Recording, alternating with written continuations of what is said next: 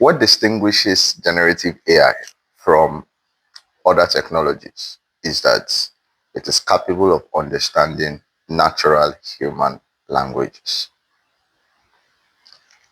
Your ability to give the artificial intelligence model instruction and generates it generates the outcome you want is called prompt engineering. Welcome to another episode of AI in Business, Ethics, and Law, AIBEL. Today, we are going to be talking about prompt engineering. What is prompt engineering and why is it important? How do you write a good prompt? And what are the prompting techniques that are out there? These are some of the things we'll be looking at today. So let's dive in. So the first one is, what is prompt engineering? Let's break the words down. Prompt and engineering. Prompt is giving clear instruction to the AI model on the task, context, examples, and all the necessary instructions the AI needs to give you a correct outcome. Prompt is giving the artificial intelligence model instructions on what to create and helping it create exactly what you want. Now, why is it called engineering if it is about writing? It's engineering because your ability to iterate is what gives you a perfect outcome. That is, you have to go over and over and over again before you get a perfect outcome. Also, it is called engineering because the essay you write, let me call it essay because it's a long paragraph. So the essay you write is what becomes code that brings things into reality. So your ability to iterate over and over again, the ability of the essay to become code to bring things to reality is, and also the most important is that you can talk to a human being, but you can't retract what you said. You can't make the person hear what you said. But in AI model, you can simply start a new conversation and it will start from scratch. So these are some of the reasons why it is called prompt engineering. So what are the characteristics or content of a good prompt? We have some school of thought who puts it at 7. We have some school of thought who puts it as 5. But the most important thing is to ensure that you have certain requirements in your prompt for giving clear instruction. Now, what are these? 1, in the first school of thought, which is the 7 school of thoughts, that's prompt engineering has 7, or a good prompt has 7 things. These are some of the contents of a good prompt. We use the acronym PACKET, so we don't forget. What does PACKET stands for? Persona. The A there stands for audience. The C stands for context. K stands for key examples. E stands for execution, that is your task. And T stands for tone. So let me pick it one after the other. P stands for persona. The prompt you are writing must have a persona. That is, what role do you want to give the AI to take in this particular instance? Do you want it to be take the role of a marketing manager? Do you want it to take the role of a product manager? Or do you want it to take the role of your CMO, your chief marketing officer? The persona is very important in getting a good outcome. The next the next important content of a good prompt is audience. Who is the audience meant for? Or who is the outcome meant for? You would agree with me that when you write for high school kids, is different from when you write for professional corporate executives. Hence, you have to say who the audience are so that the AI model will best pick the right word in order to suit this outcome. Is it going to be high school students? Is it going to be corporate executives? Who is the outcome meant for? Or is it a technical person? The next content of a good prompt is context. Context basically means background. That is, what are the backgrounds surrounding this prompt or this task that you want to give? Background is so important. Look at this. If you have a person who is very smart and very knowledgeable, has read thousands of books, but you ask, what is us? The person can probably say or spell us. The person can probably say US, or the person says HORSE, and in both situations, it might be correct. But if he doesn't know the exact thing you want, he might end up spelling the wrong one that is not fitting for you. So in Yoruba, we have this adage that says that it talks about the intonation. That first, it talks about intonation of how that intonation matters when you speak. But another meaning of that adage says that context matters. So when you say epeleo, it can be greeting. When you say peleo, it can be sorry. So context matters. And the next thing on our acronym, or the next content on our acronym, is key examples. This follows through from context. Now, it's very important for you to give examples. Research has shown that people who give key example to generative AI tend to get better response than people who don't give examples. So examples are very important. The next content in our acronym packet is execution, and this means task. What is the task you want the generative AI to do for you? What exactly do you want it to do for you? And finally, the last acronym is T, tone. What tone do you want it to take? Do you want it to take a professional tone, or do you want it to take a friendly tone, or do you want it to take an informal tone?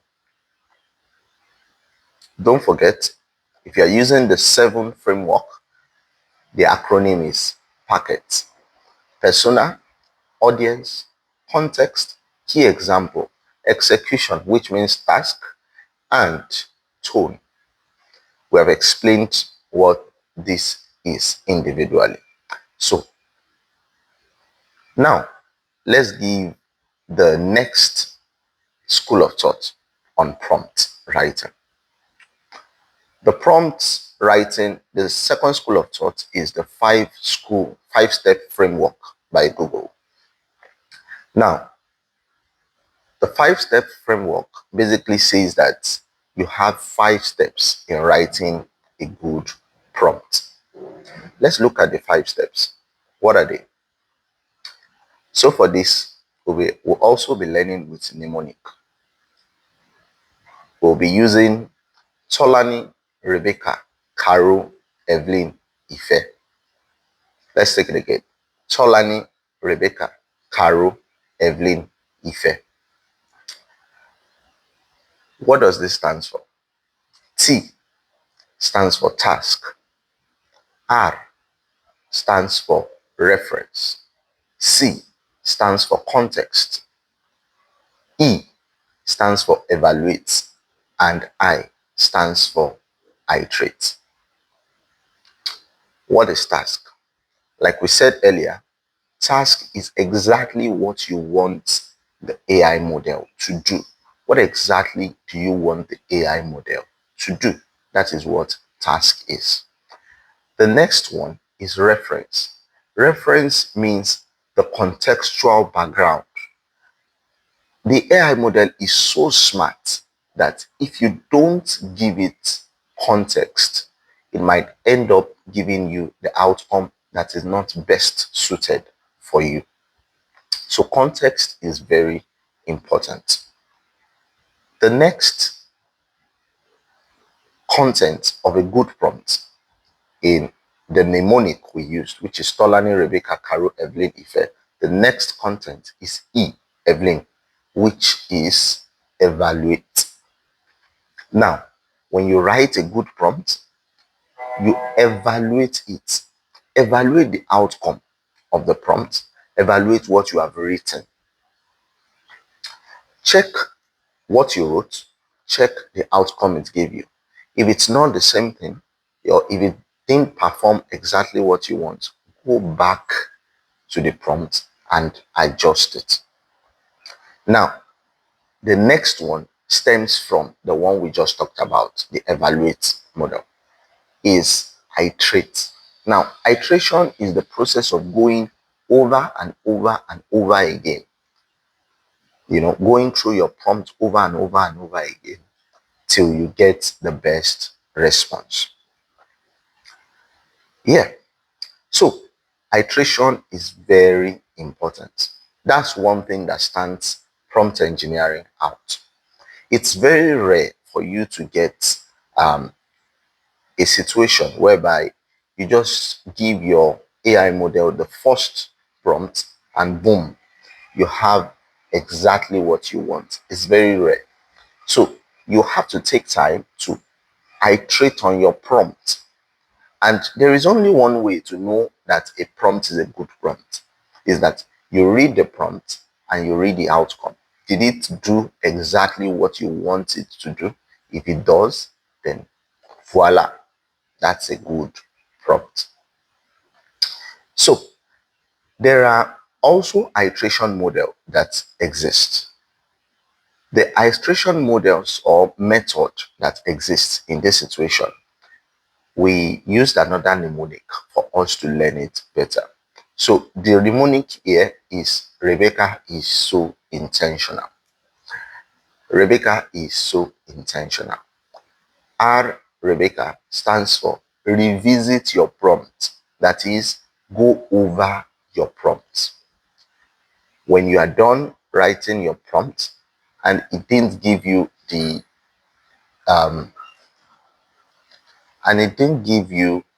exactly what you want, you have to go back to it and look at it, adjust it.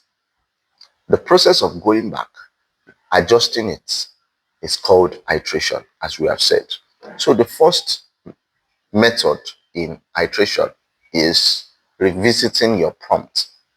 If revisiting your prompt doesn't work, try isolating your prompt into shorter sentences or shorter phrases. Try isolating your prompt. And that's where is comes in our mnemonic.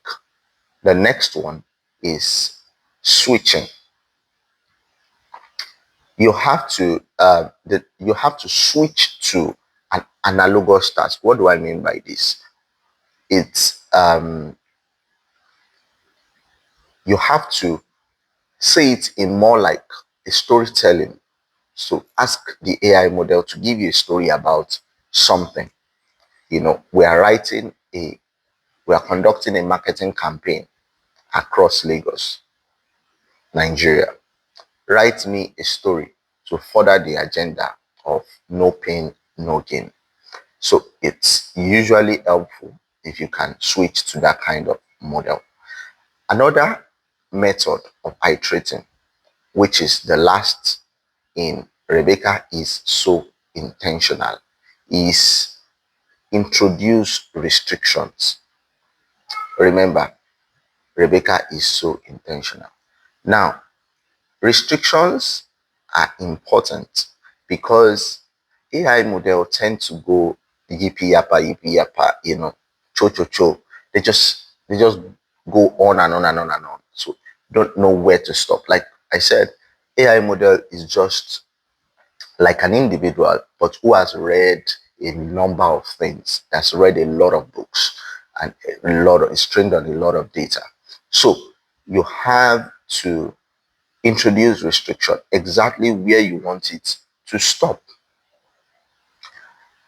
So remember the 5-step framework, and remember the 7-step framework, and remember exactly what you the methods you can use to iterate your prompt. One problem that is often experienced in prompt engineering is hallucination. What is hallucination? Hallucination is basically the process wherein the AI model gives information which are false, misleading, or outrightly inconsistent. So you could ask it to say something and it goes to concoct something that doesn't exist. For instance, you ask the AI model, give me cases, legal cases on bail hearing. And you didn't provide the jurisdiction where you wanted to get it from. You didn't provide any contextual data. And you just go ahead and fabricate cases, create cases and you know, create cases, create facts and all that. At the end of the day, this might end up hurting you. So hallucination is a big problem. And hallucination can come with in several forms. It can either be factual hallucination, that is, AI model would tell you what doesn't exist and it will confidently say that it exists. So it can come in that format. It can also come in the form of citation hallucination. So you have to check out your citations. When you give it the right prompt, you have to ensure that the citations it provided are correct. It can provide citations that are not correct. Believe me, I have fallen victim. I once wrote a prompt for DeepSeek model, trying to get some answers, and it gave me about 10 citations. But guess what? More than 6 of those citations were fabricated, were hallucinations. So you have to be careful of that. And the last form that hallucination can take is factual or logical inconsistency. Logical inconsistency. It can make deductive reasonings on false premise, and this can be very harmful in some instances. So what causes AI model to hallucinate? The number one cause is overgeneralization. That is, you did not provide enough context. You just generalized it. Take, for example, you come to me as a designer and you say that I want to make a logo, make it flashy and make it catchy. No context whatsoever, just make it flashy and make it catchy. There are about 2,000 things that I can think of. And when I give you one of it, I might end up being wrong because I wasn't given contextual, background. It doesn't mean that I don't know how to do the job. It just means that I didn't have enough information. So contextual data is very important. And don't overgeneralize. Another reason why AI model can hallucinate is because they weren't trained on that particular data. If they weren't trained on it, then definitely they would hallucinate. They will concoct something, up. And AI hallucination is a big deal. It can seem like a joke to some people, but it's a big deal because it results in misinformation. AI is fast becoming the way by which we do a number of our tasks, our daily tasks.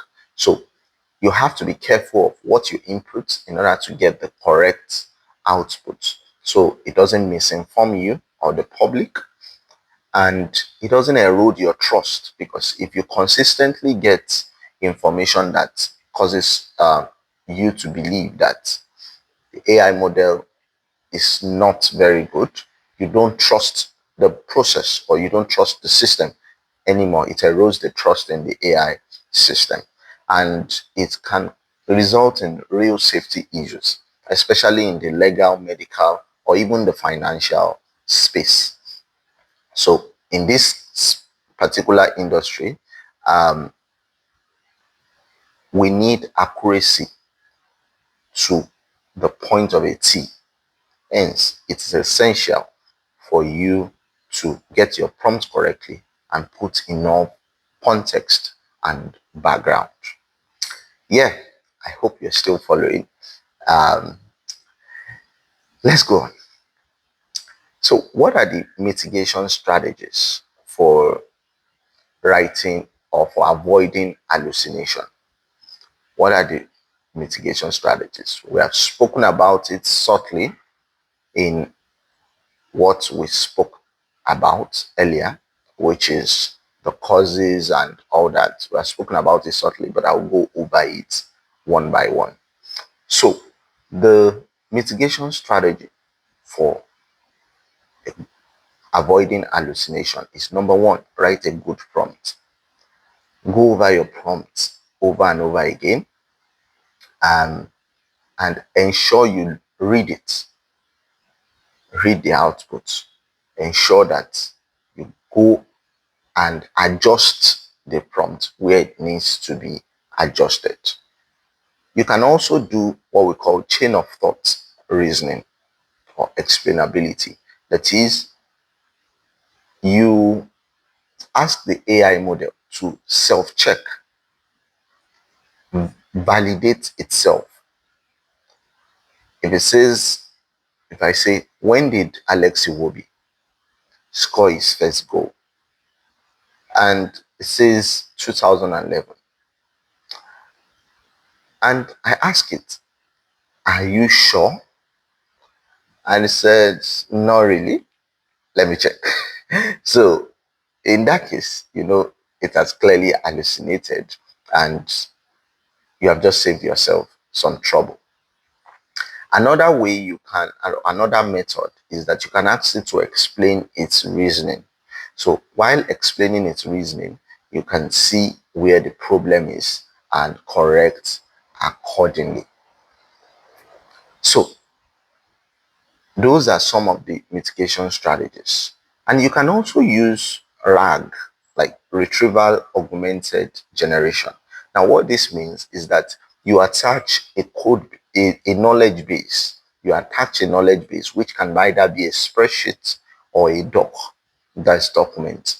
And when you attach this, it gets the data strictly from the um, knowledge base and process this. This brings about accuracy in the response that it gives.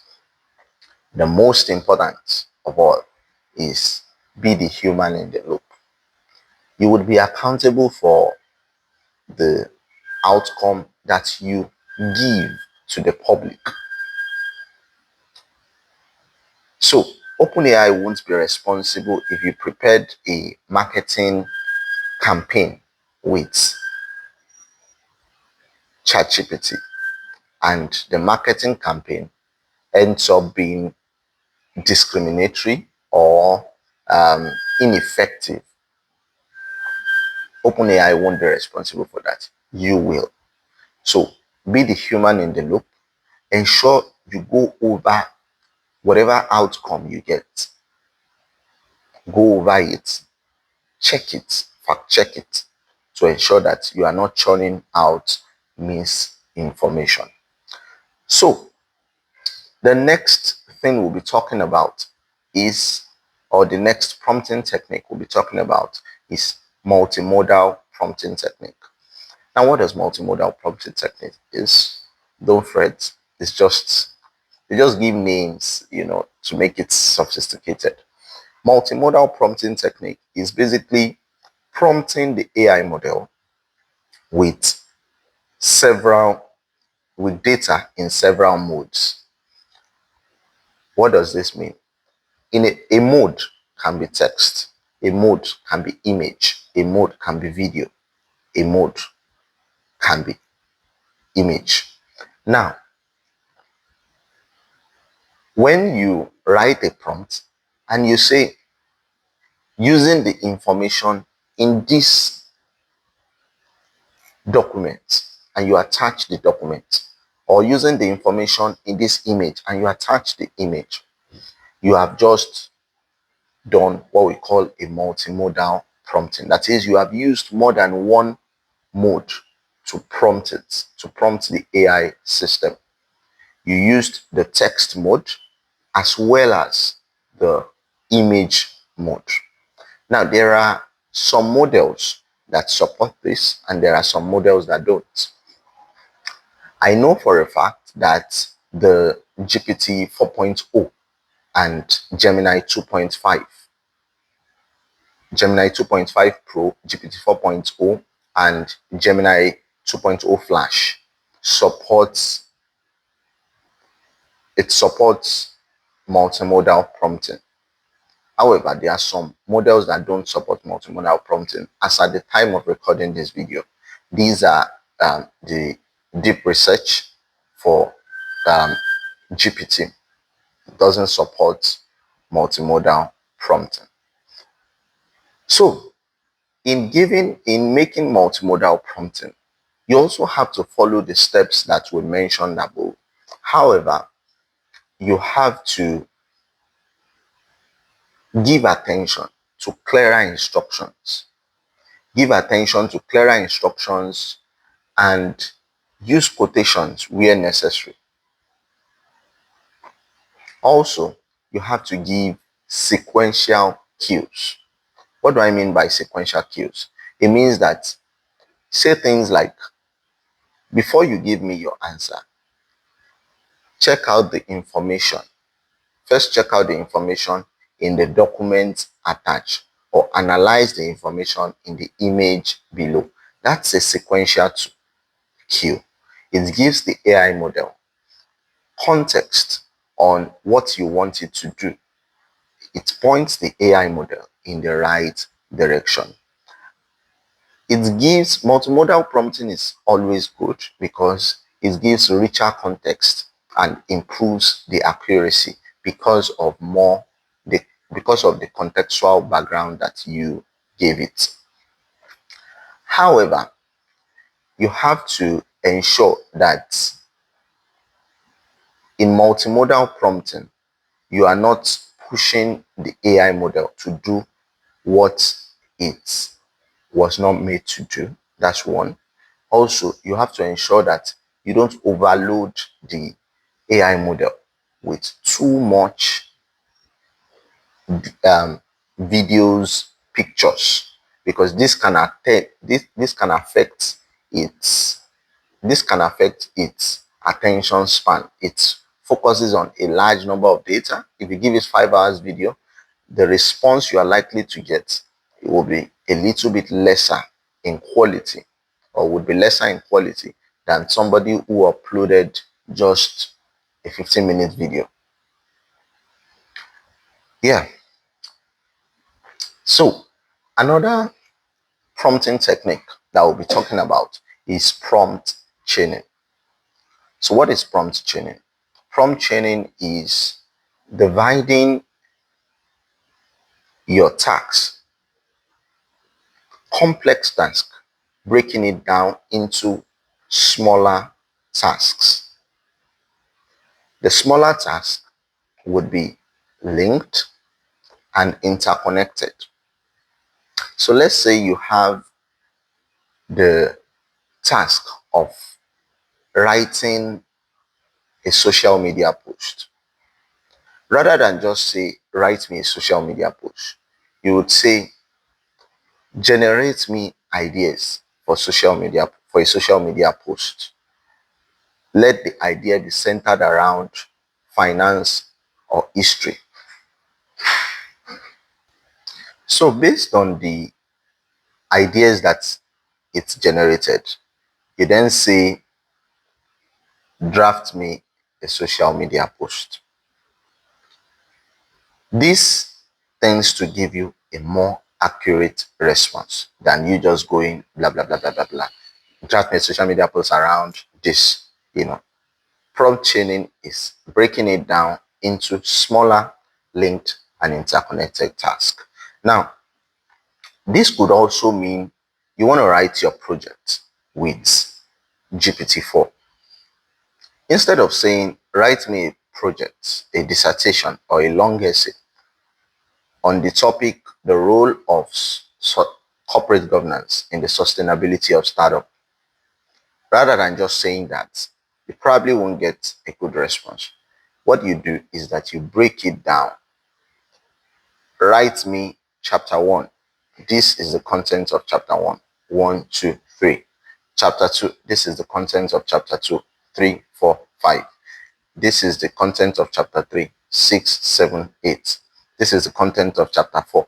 So when you do this, when you break it down into smaller tasks and begin to get your response and then merge it together, when you're done, it gives you high level of accuracy and a better outcome than when you just paste it just like that.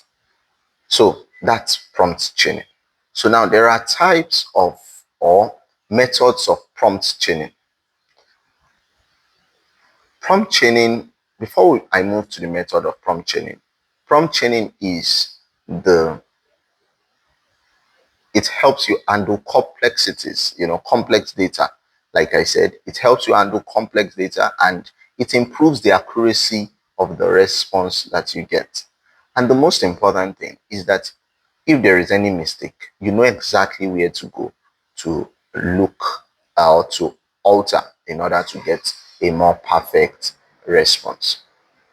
So that is prompt chaining. So now let's delve into types of prompt chaining or method of prompt chaining. Now, the first method of prompt chaining that we'll be looking at is linear chaining. What is linear chaining? Linear chaining is also called sequential chaining. It basically means that the output of the first prompt is the foundation for the prompt of the next, is the foundation for the next prompt. In the sense that, let's take, for example, it's summarize the article or summarize the article that I gave you. Now, prompt 2 will now say, from that summary, give or list the key actions or key points of actions or three main findings. Now, you see that the prompt 2 stems from the prompt 1. The response of prompt 1 is the foundation of prompt 2. And let's say we now want to add to the prompt. We now say, from the findings that you stated, draft a LinkedIn post. That's prompt 3. You know, it can't draft the LinkedIn post without the finding, and it can't have the finding without the summary of the article. It's layered. That's what we call linear chaining. The next method of chaining is what we call hierarchical chaining. Hierarchical chaining is basically dividing complex task into subtask, like we said, dividing it into subtask and subtask and into multiple level. And the best example for this is really the project method that I spoke about, the dissertation method. So you want to write a dissertation or a long essay, rather than just saying, write me write me a long essay on the role of corporate governance and the sustainability of startups in Nigeria. You probably won't get the perfect response, but if you break it down and you say, in chapter 1, write this and this and this and this. In chapter 2, speak on this and this and this and this. In chapter 3, speak on this and this and this. So, and rather than you just modeling up the chapters again, you pick statement of problem in chapter 1, handle it specifically.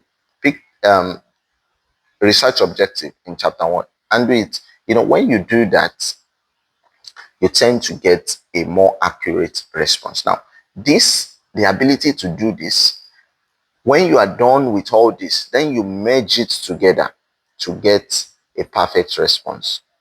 So when you are done, when you get the response for chapter 1, response for chapter 2, response for chapter 3, you then join it together to get your dissertation. You probably have a better dissertation that way. I really hope your lecturer doesn't get you. But yeah, that's a good way to have a more accurate response. And this chaining method is called hierarchical chaining. Yeah, the next one is the tree of thoughts, the tree of thoughts chaining method. And it's basically meant for brainstorming. It's meant for brainstorming in the sense that what this chaining does is that it brings out multiple ideas of your task. So you can say, give me 3 outputs for a fitness business. Design me a logo for a fitness business. Give me 3 outputs. The first one with a fire emoji. The second one must contain a man clenching his fist. And the third one must contain a woman holding a water bottle. Now, after generating these things, you now say, compare the 3 ideas you gave, then pick the better one amongst it. This is another method of prompting. It helps in brainstorming. You see multiple parts of the same idea, and you then pick the strongest. You then evaluate it and pick the strongest. That is an example of tree of thought prompting. So another method of prompting is self-reflective prompting, or self-reflective chaining rather, because it's a method of chaining, prompt chaining. Self-reflective chaining is asking the AI, to fact check something. So take for example, this is best described with an example. In the legal space, this is best for the legal space. You say, draft me a force majeure clause. Now, after drafting the clause, you then say, is this force majeure clause? Is this force majeure clause?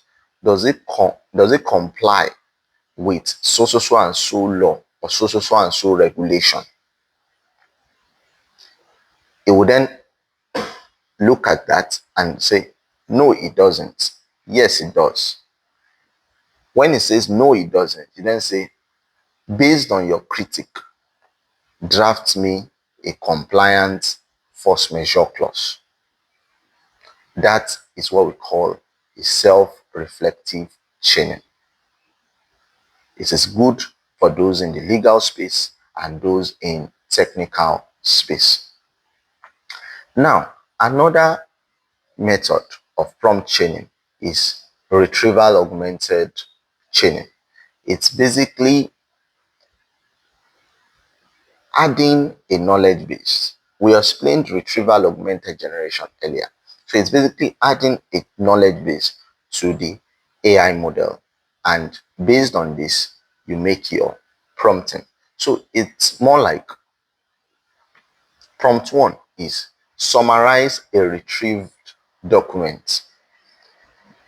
But before you can make this sort of prompting, you have to have attached a knowledge base to it, unless it won't give the outcome that you want. So summarize a retrieved document. That's the prompt one. Then prompt two, draft a policy on this document you retrieved. That will be your prompt two. So this is called retrieval augmented because you are generating the document or the information from a particular knowledge base. It's not add, is it? Yeah. So there's also something we call chain of thoughts. I believe we have explained it earlier, which is asking the AI to fact check itself. Another prompting technique is called meta prompting. Now, what is meta prompting? Meta prompting is basically using the AI to generate better prompts for itself. That's why it's called meta prompting. So you are using the AI. You give the AI something that you like, or a task that you want to do rather. Then you ask it to make this prompt better, or write this prompt in a way that it achieves this task. Using this format, you are most likely to get a better prompt. So for for the sake of summary, let's just summarize the techniques and what the best people that they can use it, or the best task you can use it for. The first one is the linear chain. If you want simplicity and you want speed, it's always better to use this. But if you want depth and structure, you have to use the hierarchical chain because it helps you get more depth. If you want creativity and brainstorming, you have to use the tree of thoughts chaining method. It's not a strict rule, but it's always better. Also, if you want accuracy and safety, especially in selected industries, it's better to use the self-check chaining, or retrieval augmented chaining. Self-reflective rather, and retrieval augmented chaining. And finally, what are the tips for prompting for chaining? Or before we go to tips for prompting techniques, let's quickly touch on one more prompting. So the next prompting we are touching on is prompting for an AI agent. So in prompting for an AI agent, one of the most important things for you to focus on is the persona, the context, and the tone. So an AI agent is basically an expert that is designed to help you with a certain task. So it's an expert, it's knowledgeable in this field that you want it to examine for you, or in this field that you want it to conduct your research. So it's, if you can instruct it properly, it will give you a very good outcome. Like I said, you pay attention to the context, the role, and that's the persona, and the tone. That's very, very important. So, what are the use cases for AI agents? Or before we delve into the use case, let's talk about the types of AI agents. The type of AI agents that we'll be talking about in this video are just two. We have the agent sim, which is agents for simulation, and we have the agent X, which is experts for expert feedback. Now, agent sim, which is agents for simulation, is basically helping you simulate a particular conversation. Take, for example, you have an interview and you need interview prep, but you are not really, you don't have anybody around you. What do? You go down to your AI system and write out a very good prompt, and the AI is going to interview you and give you an interview prep based on the context you have given it and the information you have given it. Another use case for agent sim is you want to practice debate, you want to practice negotiation, you want to practice criticism and all that. Agent sim is the best for you. I know that sounds like Terminator stuff, agent sim. But yeah, or you want to do role play, for those of you that like role play. When you're using agent sim, you have to give clear instructions. Follow the content guideline that we gave you for writing a good prompt earlier, and give it rules for interaction. Don't be rude, don't be this, give rebuttals and that. So it's essential you introduce rules of engagement. If not, the AI will just be. So yeah, another type of agent we have is agent for expert feedback, which is agent X. Agent X is basically, it's not necessarily it's not a simulation agent. It's just for giving expert feedback on certain things. So take, for example, you want a personal feedback on a campaign you are working for. You want criticism on a document you have just drafted. Then the best agent to engage is agent X. So I would be reading out a prompt, a sample prompt for agent sim, and you can try it out. For agent sim, act as a career development training simulator. Your task is to help interns master interview skills and conduct conversation with potential managers. You need to support the following types of conversation. 1. Articulating strength and skill. 2. Communicating professionally and confidently. 3. Discussing future career development goals. Once an intern has picked a conversation, provide details about the situation and the interviewer's role. Then act as the interviewer and allow the intern to participate as the employee. Make sure to guide the conversation in a way that will allow the intern exercise their interview skill. Continue this role play until the intern replies, "Hands up." After the intern gives the stop rule, "Hands up," Provide them with key takeaways from the simulation and the skills they need to work on. That's an example of a prompting for Agent Sim.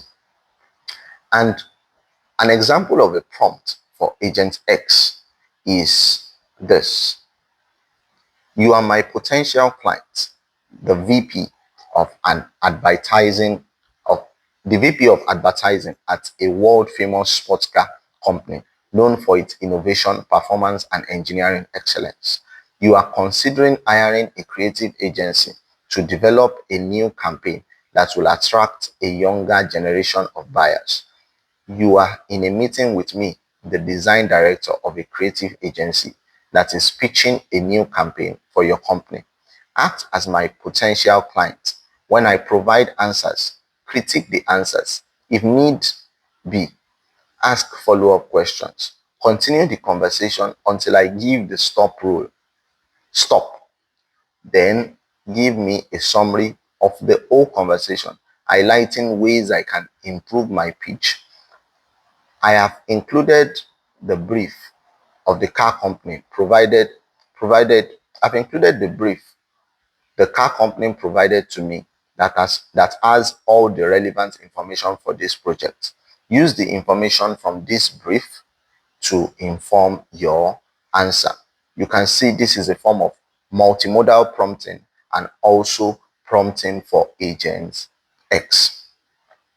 Now, what are the tips for writing good prompts? We'll close with that.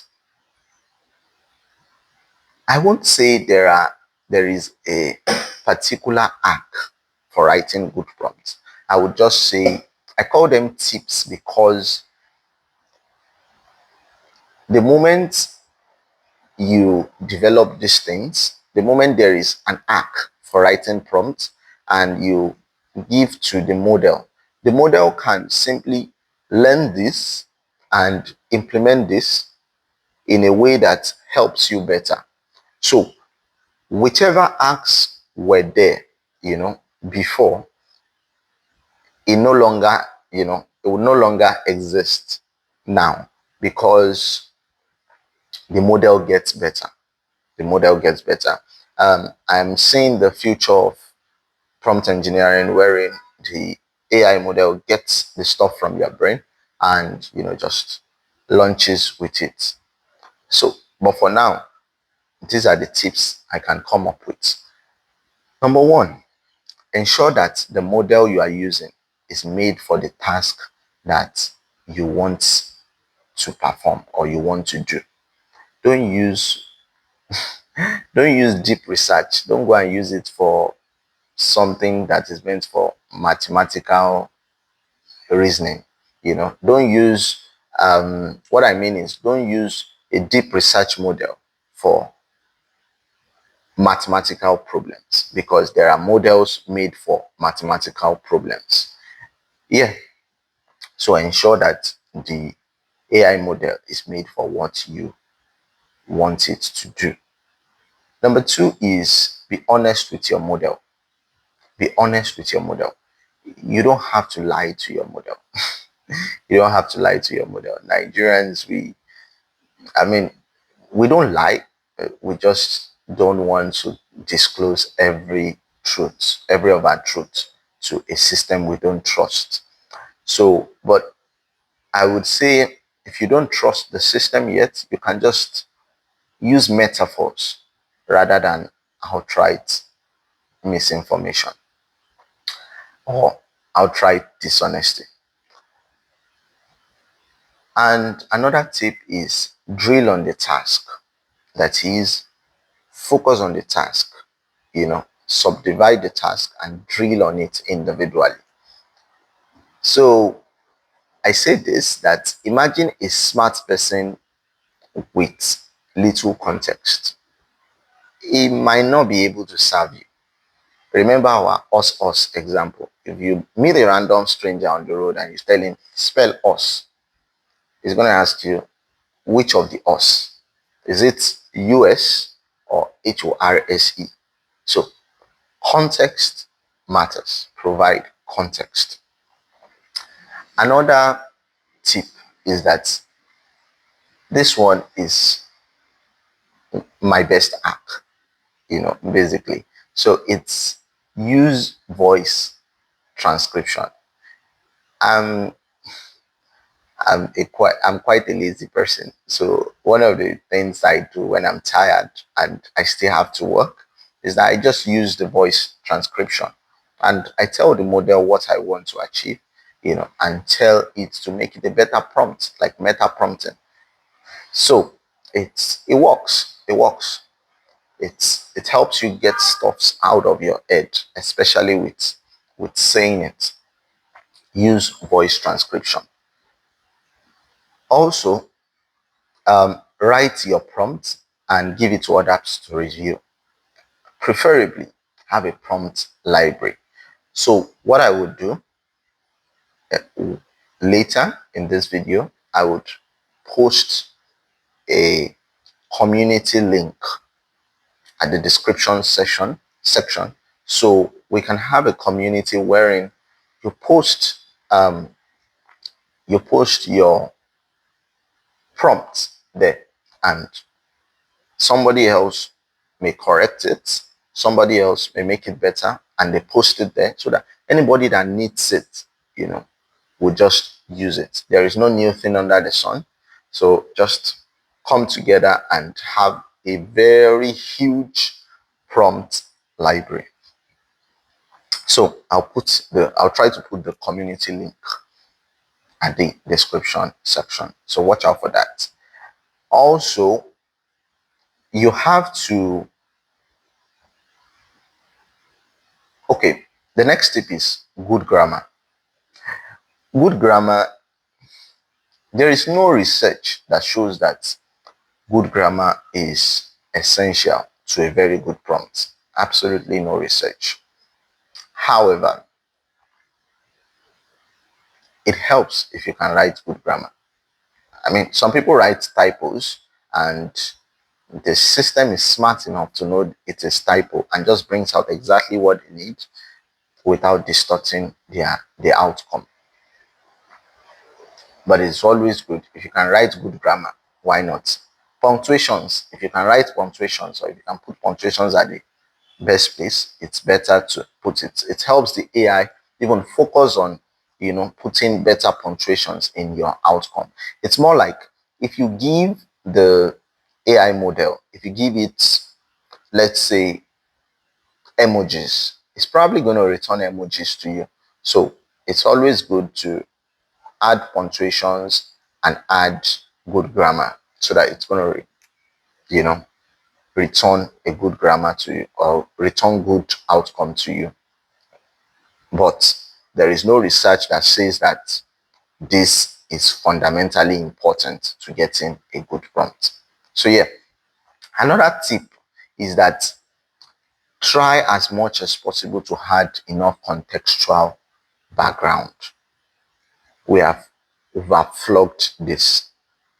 Background is everything. Context is everything. If you don't know what the context is, you might not likely have the best, or if you don't feed the AI model the best content, best context, you might not have the best response. Also, try it more than once. I know we are tempted to, is this thing not very smart? I heard it's very smart, so let me give it to it and, get the answer that I want. Well, sorry to burst your bubble. You might not get the answer that way, just at the first try, because you need to iterate on it. It's a smart model, but then you need to iterate on it. Also, reduce your expectation. It's a model. Reduce your expectation. Some of you have the expectation of AI is a demigod, he knows everything.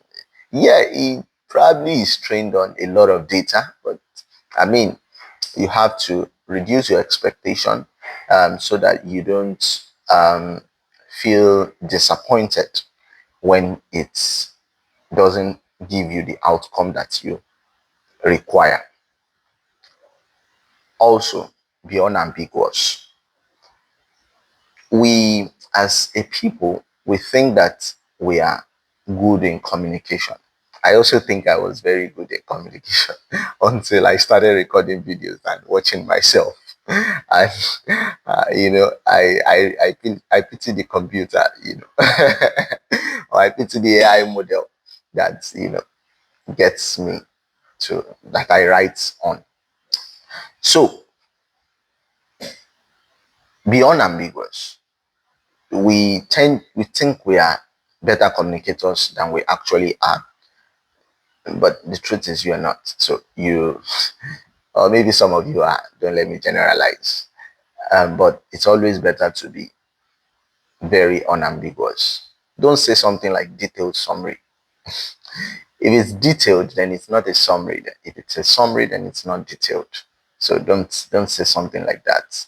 So yeah, if you don't have any example, then use the AI, artificial intelligence, to generate examples for you. If you can't think of any example, generate example and feed the example back to the AI model.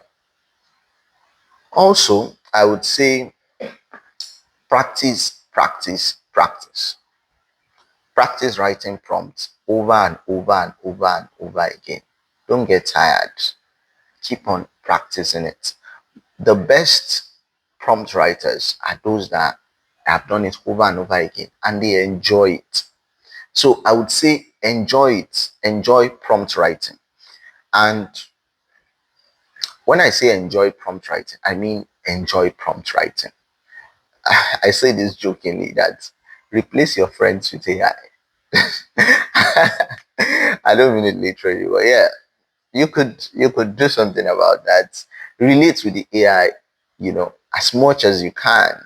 Whether whether you need it to, there are AI models that are trained on EQ. I know Reid Hoffman is building something around the, an AI model that pays particular attention to emotional quotient. So replace your friends with AI, replace your babe with AI, and you'll be better at prompting. Discuss over and over again, then you will know what works.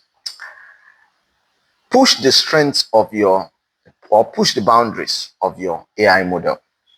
Practice and practice again. You know what the AI is meant for? It's meant for mathematical reasoning. Give it as much.